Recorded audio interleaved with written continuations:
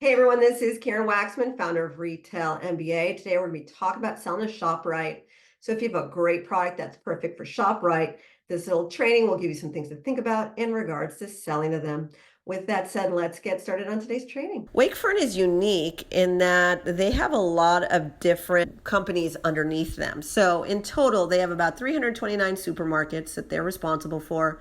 But they also are not just called Wakefern, right? They have stores called ShopRite, PriceRite, the Fresh Grocer, Reddington Farms and stuff, which is unique, right? So some retailers just have one retailer that they're responsible for. In this case, they tend to have different segments and divisions and different names, and so it gets a little confusing and stuff for people. So one thing to think about is if you want to sell to ShopRite, for instance, their buying division can be different than the fresh grocer and so forth.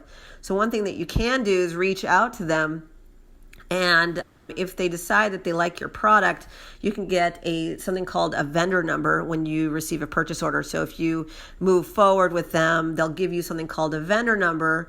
And really what a vendor number is, it tracks you as a vendor. So every vendor has a vendor number. You can track what you send them and mail orders and deliveries and stuff like that. You are known as their vendor under your number.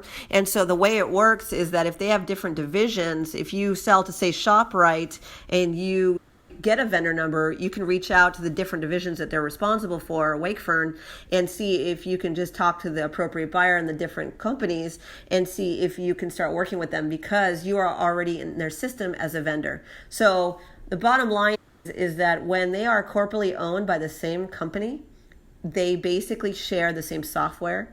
They share the same information related to vendors.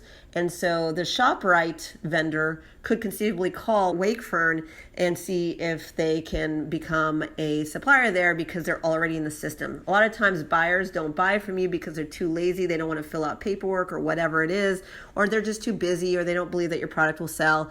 And so they don't want to fill out the paperwork. And it's not always lazy. They don't want to add any more paperwork to their business and so forth. But if you already did that work with one of their chain divisions and you're in their system, that is a very nice value add to the buyer because they don't have to fill out any paperwork and so forth. So technically the ShopRite buyer could be different than the fresh grocer buyer and so forth, even though they're owned by the same corporation. Anyways, I hope that provided value for you. If you want to learn exactly how to approach, pitch, and sell to retailers such as Wakefern, definitely take a look at our website, retailmba.com. You can definitely see our free trainings that we provide. We also have advanced paid trainings and live events and certification programs, and we work with people in the grocery chain mix as well as any other retailer. And so we really support people in every product category. Definitely take a look at that or subscribe to this channel. We're always adding new content, and or please message us below and tell us other trainings that you'd like us to create. We're here to support you. Again, Karen Waksman, Retail MBA. I hope that provided value. Thanks so much.